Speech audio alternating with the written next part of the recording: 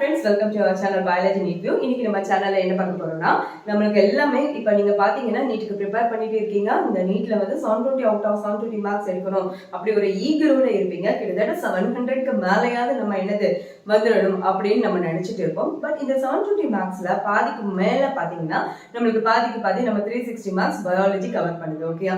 So இந்த பயாலஜில இந்த 360 மார்க்ஸை எப்படி நம்ம ஸ்கோர் பண்ணலாம், எப்படி இந்த NCERT புக்கை நம்ம வந்து படிக்கலாம், லைன் பை லைன் அதுக்கு எப்படி இம்பார்ட்டன்ஸ் கொடுக்கலாம், எப்படி நோட்ஸ் எடுக்கலாம், எப்படி எல்லாம் நம்ம படிச்சா நமக்கு 360 மார்க்ஸ் கிடைக்கும். ஓகேயா? இத பத்தின வீடியோ தான் நம்ம பார்க்க போறோம். ஃபர்ஸ்ட் டைம் நம்ம வீடியோவை பார்க்கறதா இருந்தா மறக்காம சப்ஸ்கிரைப் பண்ணுங்க.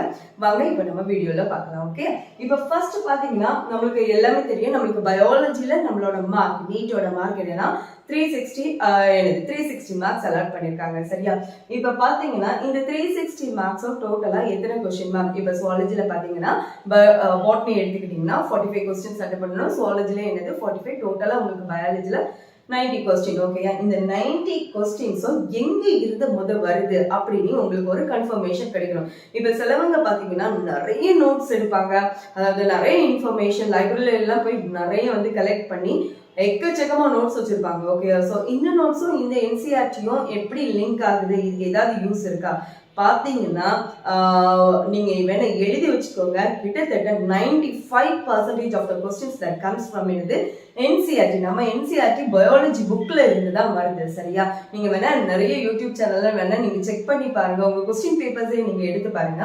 பட் அவங்க கேட்கக்கூடிய விதம் தான் நம்மளுக்கு என்னது கன்ஃபியூஸ் பண்ணவே தவிர பட் எல்லாமே நம்மளுக்கு என்னது பயாலஜி NCERT புக் தான். ஃபர்ஸ்ட் அதை வந்து நீங்க வந்து கன்ஃபார்மா நம்புங்க. சரியா?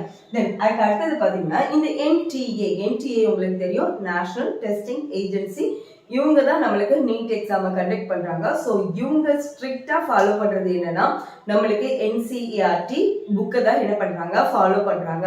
ஸோ நீங்க வந்து தாராளமா நம்பலாம். NCERT தான் உங்களுக்கு வந்து எல்லாமே என்ன. ஓகே, உங்களோட ஒரு பகவத்கீதாவை எடுத்துக்கோங்க, இல்லைன்னா குரானை எடுத்துக்கோங்க, இல்லைன்னா பைபிளா எதுனாலும் எடுத்துக்கோங்க, நம்மளுக்கு NCERT புக் தான் நம்மளுக்கு வந்து மெயின். ஓகேயா? சோ இதை எப்படி நம்ம சொல்லணும்னா நம்ம நீட் எக்ஸாம்ல ஒரு கேம் சேஞ்சரா கூட நம்ம என்னது இந்த NCERT புக்கை நம்ம பார்க்கலாம். சரியா?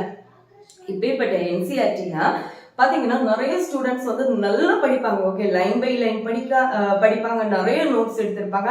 பட் இருந்தாலும் அவங்களுக்கு ஏன் இந்த 340 மார்க்ஸ்க்கு மேல வர்றதுக்கே கஷ்டப்படுறாங்க. ஸோ இதை இப்படி சின்ன சின்ன ட்ரிக்கை ஃபாலோ பண்ணலாம். கண்டிப்பா நம்ம பயாலஜில 360 மார்க்ஸ் ஸ்கோர் பண்ணலாம். ஸோ அதுல முக்கியமான பாயிண்ட் அப்படி பாத்தீங்கன்னா each and every line is very important. ஒரு பயாலஜி புக்கை எடுத்துக்கிட்டீங்கன்னா ஃபர்ஸ்ட் லைன்ல இருந்து லாஸ்ட் லைன் வரை அந்த சாப்டரே ரொம்ப ரொம்ப இம்பார்ட்டன்ட். இப்போ நீங்க பாத்தீங்கன்னா அகாடமில எல்லாம் பாத்தீங்கன்னா நிறைய ஸ்டூடெண்ட்ஸ் என்ன பண்ணுவாங்கன்னா இந்த ஹைலைட்டர் யூஸ் பண்ணுவாங்க. ஹைலைட்டர் யூஸ் பண்ணி அந்த பேஜ் ஃபுல்லாவே பெயிண்ட் அடிச்சது மாதிரி வச்சிருப்பாங்க. தயவு செய்து நீங்க வந்து அப்படி பண்ணாதீங்க. அது வந்து டோட்டலி வந்து ராங். ஓகேயா? நம்மளோட அந்த படிக்கக்கூடிய ஒரு டெண்டன்சி அதை என்னது பண்ணிடும், குறைச்சிடும். ஓகேயா? இப்ப வந்து லைன் பை லைன் படிக்கும் போது நீங்க பண்ணக்கூடிய மிஸ்டேக்கை முதல்ல நோட் பண்ணிக்கோங்க. Don't highlight every line. எல்லா லைனையும் நீங்க என்ன பண்ணாதீங்க, ஹைலைட் பண்ணவே பண்ணாதீங்க. ஓகே, அப்படின்னா எல்லா லைனையும் நீங்க என்ன பண்ணிட்டு இருக்கணும், ஃபைனலா வரும்போது ரீட் பண்ணணும். இது தப்பு. சரியா? தென் அதுக்கு அடுத்தது பாத்தீங்கன்னா நீங்க இப்போ ஹைலைட் பண்றீங்க, அண்டர்லைன் பண்றீங்கன்னு வச்சுக்கோங்களா. அண்டர்லைன் பண்றது சிலவங்க பார்த்த உடனே ஓகே அண்டர்லைன் பண்ணிடுவாங்க. பட் அதுவும் இதுதான் தப்பு தான். ஓகேயா? நீங்க ஒரு பேராவோ நீங்க வந்து இல்ல ஒரு பேஜையோ எடுத்துக்கிட்டீங்கன்னா குறைஞ்சது read twice or thrice. Okay, 2 நேரமும் 3 நேரமும் ரீட் பண்ண பிறகுதான் உங்களுக்கு தெரியும் ஓகே இது கொஸ்டின் வந்து இம்பார்ட்டன்ட் கொஸ்டினா இருக்கலாம், இது இம்பார்ட்டன்ட் லைனா இருக்கலாம், இந்த வேர்ட் வந்து இம்பார்ட்டன்ட் அப்படின்னு தெரிஞ்சா மட்டும் என்ன பண்ணணும், அந்த பாயிண்ட்டை மட்டும் அண்டர்லைன் பண்ணணும். அதுக்காக ஃபர்ஸ்ட் இருந்தே என்ன பண்ணக்கூடாது, அண்டர்லைன் பண்ணக்கூடாது, இல்லைன்னா ஹைலைட் பண்ணக்கூடாது. ஓகே, அதுக்கு அடுத்தது பாத்தீங்கன்னா ஸ்டூடெண்ட்ஸோட ஏரியா இதை எடுத்துக்கிட்டீங்கன்னா ஸ்டூடெண்ட்ஸ்க்கு இப்போ அவங்களும் ஒரு பர்டிகுலர் லெவல் வர யாரையும் ஒருத்தவங்களை வந்து டிபெண்ட் பண்ணி இருக்காங்க. சரியா? ஸோ இந்த டிபெண்டபிள் ஏரியா யாரு அப்படின்னு பாத்தீங்கன்னா லெக்சரர். ஓகே, லெக்சரர்னா நம்ம மென்டரா எடுத்துக்கோங்க, டீச்சரா எடுத்துக்கோங்க, யாரானாலும் எடுத்துக்கோங்க. பட் இவங்க வந்து வெரி வெரி இம்பார்ட்டன்ட். ஓகே, இந்த பர்சன் வந்து நாலேஜபிள் பர்சனா இருக்கணும். பயாலஜியா இருக்கட்டும், பிசிக்ஸா இருக்கட்டும், கெமிஸ்ட்ரியா இருக்கட்டும், நீட்னா என்னன்னு அவங்களுக்கு தெரிஞ்சுக்கணும். ஸோ அந்த பர்சன் கிட்ட நீங்க ரிசீவ் பண்ணக்கூடிய இன்ஃபர்மேஷன் என்னதெல்லாம் அப்படின்னா அதாவது இந்த என்சிஆர்டி புக்ல கொடுக்கக்கூடிய பாயிண்ட் ரிலேட்டட் பாயிண்ட்ஸும் உங்களுக்கு என்ன சொல்லி தரணும், சொல்லி தரக்கூடியவங்களா இருக்கணும். ஓகே, டெப்த் நாலேஜ் பர்சனா இருக்கணும். அட் த சேம் டைம் அந்த அந்த புக்கை மட்டும் ரீட் பண்ணி அதை மட்டும் எக்ஸ்பிளைன் பண்றது ஒரு லெக்சரரோ ஒரு மென்டரோ கிடையாது. ஓகே, எப்படின்னா அவங்களும் நிறைய நோட்ஸை கலெக்ட் பண்ணி உங்களுக்கு அந்த நோட்ஸை என்ன செய்திருக்கணும், கொடுக்கக்கூடிய லெக்சரர் மென்டரா தான் நீங்க செலக்ட் பண்ணணும். அடுத்தது பாத்தீங்கன்னா அந்த மென்டர் உங்க கிளாஸ்ல இருக்கும்போது ஒரு என்சிஆர்டில ஒரு பேரா எடுத்தாங்கன்னா அந்த பேராவை கண்டிப்பா ரீட் பண்ண வச்சு உங்களை புரியுதான்னு தெரிஞ்ச பிறகுதான் நெக்ஸ்ட் பேராவோ நெக்ஸ்ட் பேஜோ என்ன செய்யணும், மூவ் பண்ணணும். இதெல்லாம் நோட் பண்ணிக்கோங்க. தென் அதுக்கு அடுத்தது பாத்தீங்கன்னா இப்ப அந்த டீச்சர் இருக்காங்கல்ல, சோ அவங்க என்ன பண்ணணும்னா உங்களுக்கு வந்து அண்டர்லைன் பண்ண வைக்கணும். ஓகே, அண்டர்லைன் பண்றதுன்னா அவங்க இந்த பாயிண்ட்ஸ் எல்லாம் இம்பார்ட்டன்ட், இது வந்து ஏற்கனவே கேட்டிருக்காங்க, சோ அப்படின்னு ஒரு இம்பார்ட்டன்ஸை உங்களுக்கு சொல்லி தரக்கூடிய மென்டரா இருக்கணும். சரியா? அதுக்கு அடுத்தது பாத்தீங்கன்னா PYQ questions, previous years question. Okay, இந்த கொஸ்டின் இந்த பேஜ்ல இந்த லைன் லாஸ்ட் இயர்ல கேட்டது, 2018ல கேட்டது, இப்படி ஒரு இன்ஃபர்மேஷன் உங்களுக்கு இருந்துச்சுன்னா ரொம்ப ரொம்ப என்ன பண்ணலாம், யூஸ்ஃபுல்லா இருக்கும். சரியா? சோ ஒரு லெக்சரர் இல்லைன்னா ஒரு மென்டர் ஒரு டீச்சருக்கு இவ்வளவு குவாலிட்டி இருக்கணும். எஸ்பெஷலி நீட் எக்ஸாம்க்கு நம்ம ப்ரிப்பேர் பண்ண போறோம்னா இது எல்லாம் உங்க மென்டருக்கு இருக்குதான்னு பாத்துக்கோங்க. ஏன்னா இவங்க தான் பேசிக்கா உங்களுக்கு வந்து நோட்ஸ் தரக்கூடிய பெரிய மிஷின் கூட என்ன செய்யலாம் சொல்லலாம். சரியா? இப்போ இதுல அண்டர்லைன் பார்த்து மட்டும் எடுத்துக்கோங்க. இப்ப பாருங்க, அண்டர்லைன் பண்றது நார்மலா பென்னோ இந்த ப்ளூ பென்னோ இந்த பென்சிலோ அதெல்லாம் தயவு செய்து யூஸ் பண்ணாதீங்க.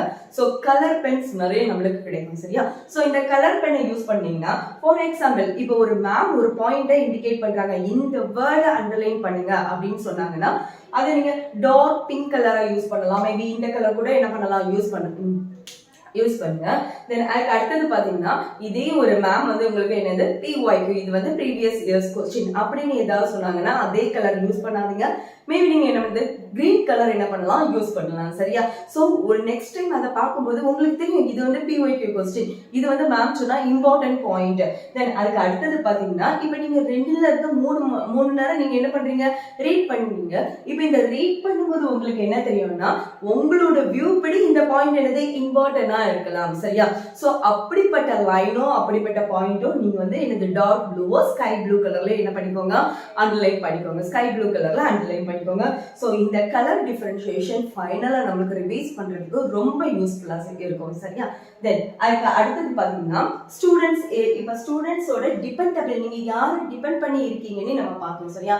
இப்போ ஸ்டூடெண்ட்ஸோட மெயின் ஏரியா எந்த ஏரியா அப்படின்னு பாத்தீங்கன்னா ஸ்டூடெண்ட்ஸுக்கு உங்களுக்கு வந்து முக்கியமான ஒரு ஏரியா என்னன்னா வெரி வெரி டஃப் ஏரியா, இது வந்து நோட்ஸ் மேக்கிங். ஓகே, இந்த நோட்ஸ் மேக்கிங் எப்படி உங்களுக்கு ஹெல்ப்ஃபுல்லா இருக்கும் அப்படின்னு பாத்தீங்கன்னா ஃபைனலா நம்ம நீட் எக்ஸாம்க்கு நம்ம ப்ரிப்பேர் பண்ணுவீங்க தெரியுமா, இந்த மார்ச் ஏப்ரல் அந்த டைம்ல நீங்க லைன் பை லைன் ரீட் பண்ணிட்டு இருக்கக்கூடிய டைமே கிடையாது. நீங்க இருக்கக்கூடிய நோட்ஸை படிக்கக்கூடிய டைம். சரியா? சோ இந்த நோட்ஸ் வந்து எப்படி இருக்கணும் அப்படின்னு பாத்தீங்கன்னா பாயிண்ட் வைஸ்ல இருக்கணும். சரியா? இந்த பேரா மாதிரி எழுதக்கூடாது, ஸ்டேட்மெண்ட் மாதிரி 4-5 பாயிண்ட் எல்லாம் என்ன செய்ய, 4-5 ஸ்டேட்மெண்டா என்ன செய்யக்கூடாது, எழுதக்கூடாது. ஜஸ்ட் பாயிண்ட், ஒரு பாயிண்டா இருக்கணும். அதுக்கு பிறகு நீங்க எழுதக்கூடிய இன்ஃபர்மேஷன் ஒரு ஃப்ளோ சார்ட் மாடல்ல இருந்ததுன்னா பாருங்க, இதை நான் எக்ஸ்பிளைன் பண்ணி தரேன். இந்த ஃப்ளோ சார்ட் மாடல் இருந்ததுன்னா ரொம்ப ஈஸியா என்ன பண்ணிடலாம், ரிவைஸ் பண்ணிடலாம். தென் அதுக்கு அடுத்தது பாத்தீங்கன்னா கண்டிப்பா எப்படி இருக்கக்கூடாது உங்க நோட்ஸ் மேக்கிங் அப்படின்னா no paragraph method and also no paragraph மெத்தட்ல இருக்கக்கூடாது. சரியா? தென் நீங்க எடுக்கக்கூடிய நோட்ஸ் வந்து பாத்தீங்கன்னா உங்க என்சிஆர்டி புக்ல அந்த பேஜோட சைட்ல நிறைய ஸ்பேஸ் இருக்கும். சரியா? சோ ஒவ்வொரு பேராக்கும் அந்த சைட்லயே நீங்க என்ன பண்ணிக்கலாம், சிம்பிளா குட்டி குட்டியா எழுத நோட்ஸ் எடுத்து வச்சுக்கலாம். இல்லைன்னா அதுல எழுத முடியலன்னா நீங்க ஸ்டிக்கி நோட்ஸ் என்ன பண்ணிக்கலாம், யூஸ் பண்ணிக்கலாம். ஓகே, தென் அதுக்கு அடுத்தது நம்ம பயாலஜி புக்ல எதுக்கு இம்பார்ட்டன்ஸ் கொடுக்கணும் அப்படின்னு பாத்தீங்கன்னா டயக்ராம். ஒரு பேஜ்ல ஒரு சின்ன டயக்ராம் இருந்தாலும் the diagram is very very important. சரியா? இதெல்லாம் வருமா அப்படின்னு நம்ம நினைக்க கூடாது. Diagram along with its parts, அதோட பார்ட்ஸும் நம்மளுக்கு என்னது ரொம்ப இம்பார்ட்டன்ட். ஓகேயா? இது மட்டும் தானே அப்படின்னு கேட்டீங்கன்னா கிடையாது. இப்ப வந்து ஒவ்வொரு டயக்ராம்க்கு கீழேயும் ஜஸ்ட் அதுக்கு பிலோல என்ன பண்ணிடுவாங்கன்னா அதை பத்தின சின்ன இன்ஃபர்மேஷன் வந்து கொடுத்துருப்பாங்க. அதுல இருந்து கூட நிறைய வருஷத்துல என்னது நீட் கொஸ்டின் வந்திருக்கு. சரியா? சோ இதெல்லாம் நீங்க என்ன பண்ணிக்கோங்க, ஜஸ்ட் நோட் பண்ணிக்கோங்க. கண்டிப்பா இதெல்லாம் என்ன செய்யணும், படிச்சுக்கிட்டு தான் அடுத்ததுக்கு நம்ம மூவ் பண்ணணும். ஓகே, அதுக்கு அடுத்தது பாத்தீங்கன்னா டேபிள். நம்ம பயாலஜி புக்ல நிறைய டேபிள்ஸ் இருக்கும் சரியா. இந்த டேபிள்ஸ்ல இருக்கக்கூடிய கண்டென்ட்ல இருந்தும் நம்மளுக்கு என்னது நிறைய கொஸ்டின் வருது. ஸோ எப்படி புக்கை ரீட் பண்ணணும், லைன்ஸை எப்படி ரீட் பண்ணணும், எப்படி நோட்ஸ் எடுக்கணும், எப்படி யார் இதெல்லாம் இம்பார்ட்டன்ட், டயக்ராம் அலாங் வித் எனது டேபிள், இது எல்லாமே நான் நோட் பண்ணியாச்சு. இப்போ ஒரு சிம்பிள் தான் உங்களுக்கு எப்படி இந்த நோட்ஸ் வந்து எடுக்கிறது அதை பாருங்க.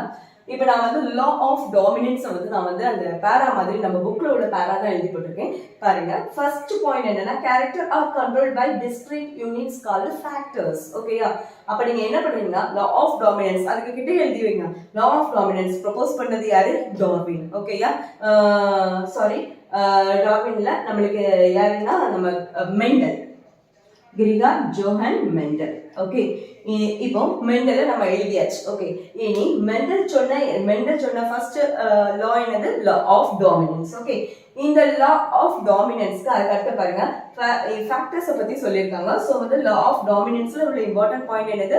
All characters are controlled by factors. ஓகேயா, அப்ப second point factors occurs in pairs. Factors வந்து என்ன கண்டிஷன்ல இருக்கு? பேர் கண்டிஷன்ல தான் இருக்கு. பேர் கண்டிஷன்ல தான் இருக்கும் சரியா. தென் இன் a dissimilar pair of factors one member of the pair dominates the other. ஓகேயா, இப்போ இதுல dissimilar ஃபேக்டரா இருக்கு. அப்ப பக்கத்துல இது வந்து என்னது? dissimilar ஃபேக்டர் அப்படின்னு எழுதி வச்சுட்டு இதுல ஒன்னு டாமினண்டா இருக்கும், இன்னொன்னு என்னது? ரிசசிவா இருக்கும் சரியா. சோ நீங்க எழுதக்கூடியது நீங்க நிறைய பாயிண்ட்ஸா இருந்தாலும் ஒரு சின்ன ஃப்ளோ சார்ட் போட்டு வச்சுக்கிட்டீங்கன்னா உங்களுக்கு ஈஸியா என்ன செய்யலாம்? ரிவைஸ் பண்ணிடலாம். ரீகால் பண்ணும்போது ரொம்ப ஈஸியா இருக்கும் சரியா. ஸோ இதெல்லாம் முக்கியமான பாயிண்ட்ஸ் நம்ம வந்து 360 மார்க் வந்து எடுக்கிறதுக்கு நம்மளுக்கு நம்ம ஃபாலோ பண்ணக்கூடிய பாயிண்ட்ஸ். கண்டிப்பா ஃபாலோ பண்ணுங்க. கண்டிப்பா பயாலஜில 360 அவுட் ஆஃப் 360 கண்டிப்பா எடுக்கலாம் சரியா. நாளைக்கு இதே மாதிரி இன்னொரு வீடியோல மீட் பண்ணலாம். Until then, bye from Dr. D. Usha Arasu. Thank you so much.